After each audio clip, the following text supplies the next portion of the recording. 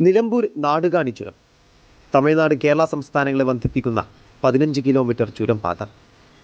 5 kilometre തമിഴ്നാടിൻ്റെ ഭാഗമെന്നൊഴിച്ചാൽ ബാക്കി അത്രയും മനോഹരമായ കാനനപാത കേരളത്തിന് സ്വന്തം. ഊട്ടിയും ഗൂഡല്ലൂരും എത്തുന്നതിന് മുന്നേ ഉള്ളു തണുപ്പിക്കുന്ന ഇടം. കോടമഞ്ഞിൻ്റെ വിരുന്ന് കൂടിയാകുമ്പോൾ പച്ചവിരിച്ച പാത സ്വർഗ്ഗതുല്യമാകാറുണ്ട്. ഹരിതഭംഗി കൊണ്ട് മനോഹരമായിരുന്ന പാതയുടെ സ്ഥിതി ഇന്ന് പക്ഷേ അങ്ങനെയല്ല. വന്യമൃഗങ്ങളുടെ ജീവന് പോലും ഭീഷണിയാകുന്ന ഇടമാണിത്. പ്രകൃതിയെ സ്നേഹിക്കുന്ന ഒരു ശരാശരി മലയാളിയുടെ ഉള്ളൊന്ന് തുറക്കുന്ന സ്ഥിതി. ഓരോ ഹെയർപിൻ കയറുമ്പോഴും അതിങ്ങനെ കൂടിക്കൂടി വരും.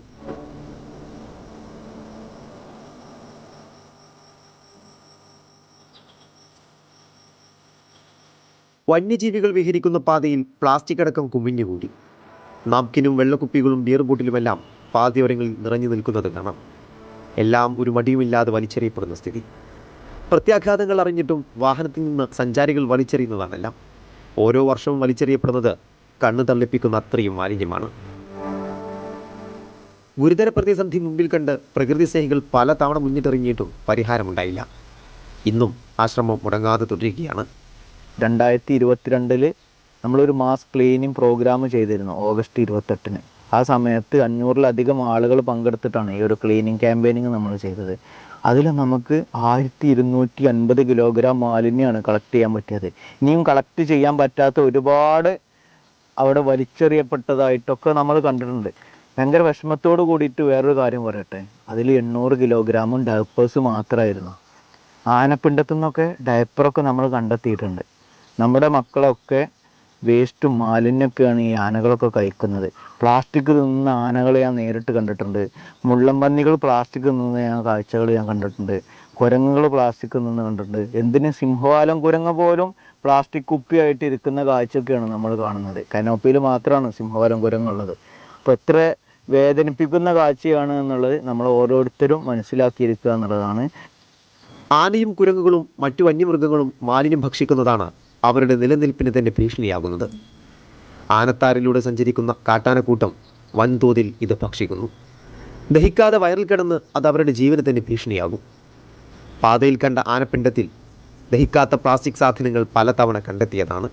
മാലിന്യം ഭക്ഷിക്കുന്ന ആനകളുടെയും വന്യജീവികളുടെയും ദൃശ്യങ്ങൾ പലതവണ കണ്ടതാണ്. കാട് കയറി ചെന്ന് കാടിൻ്റെ സമ്പത്തിന് വിഷമാലിന്യം നൽകി കൊല്ലണോ എന്ന് ആരും ചിന്തിക്കുന്നേയില്ല. സാധാരണ നാട്ടാനകളിൽ തന്നെ വെള്ളം മാറി കഴിച്ചാൽ തന്നെ വയറിളക്കം വരുന്ന കേസുണ്ട്. വെള്ളം മാറി കഴിച്ചാൽ തന്നെ എണ്ണക്കെട്ട് വരുന്നുണ്ട്. അപ്പോൾ പിന്നെ ഈ കാട്ടിലെ ആനകൾ ഇതൊക്കെ കഴിച്ചിട്ട് ഒരുപാട് ആനകളുടെ ഹിസ്റ്ററി ഉണ്ട്. ഇങ്ങനെ നമുക്ക് ഓരോ ഭാഗത്ത് നമുക്ക് ഭക്ഷണം വലിച്ചെറിഞ്ഞ് അത് കഴിച്ച് പിന്നീട് അതിൻ്റെ ദഹന പ്രക്രിയയിൽ ബുദ്ധിമുട്ട് വന്നിട്ട് പോസ്റ്റ്മോർട്ടത്തിലൊക്കെ ഒരുപാട് നമുക്ക് കിട്ടിയിട്ടുണ്ട്. അപ്പോൾ പരമാവധി യാത്ര ചെയ്യുന്നവർ, കാട്ടിലൂടെ യാത്ര ചെയ്യുന്നവർ ഒരു ഭക്ഷണ സാധനം പുറത്തേക്ക് വലിച്ചെറിയാതിരിക്കുക എന്നുള്ളതാണ് ഏറ്റവും പ്രധാനം. കാരണം നമ്മൾ prevention is better than cure.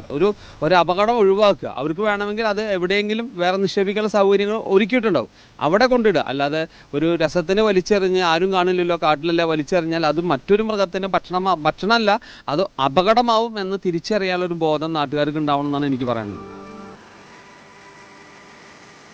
തമിഴ്നാടിൻ്റെ ഭാഗമായ നാടുകാണിയിൽ മാലിന്യം വലിച്ചെറിഞ്ഞാൽ കൈപ്പൊള്ളും, കീശ കയറും. അത്ര ഗൗരവമായി അവർ ആ വിഷയത്തെ കൈകാര്യം ചെയ്യുന്നുണ്ട്. പക്ഷേ ഇങ്ങ് കേരളത്തിലെത്തിയാൽ സ്ഥിതി അങ്ങനെയല്ല. ഒരു നിയന്ത്രണമോ നടപടിയോ ഇല്ല. കാടാണെന്നോ ജീവികളുടെ മരണത്തിന് വരെ കാരണമാകുമെന്നോ സ്വയം ചിന്തയേയില്ല. ക്യാമറ വെച്ച് നിയന്ത്രണമില്ല. ഈ രീതിയിലാണ് മുന്നോട്ട് പോക്കെങ്കിൽ നാടുകാണി വന്യജീവികളുടെ മരണബാധയാകുമെന്നുറപ്പ്.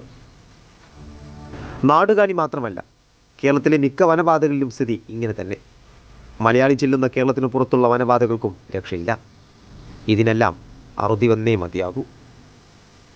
നാടുകാണി ചുരം പാത എന്നാൽ കാടാണെന്നും വന്യജീവികൾ ധാരാളം എത്തുന്ന ഇടമാണെന്നും പ്രിയപ്പെട്ട സഞ്ചാരികളെ നിങ്ങൾ മനസ്സിലാക്കുക. അവരുടെ മരണത്തിന് കാരണക്കാരാകരുതെന്ന് സ്വയം ചിന്തിക്കുക. മാലിന്യം വലിച്ചെറിഞ്ഞാൽ കർശന നടപടിയെടുക്കാൻ ഉത്തരവാദിത്തപ്പെട്ടവർ തയ്യാറാകണം. നാടുകാണിയെ മരിക്കാൻ വിടാതെ സംരക്ഷിക്കണം.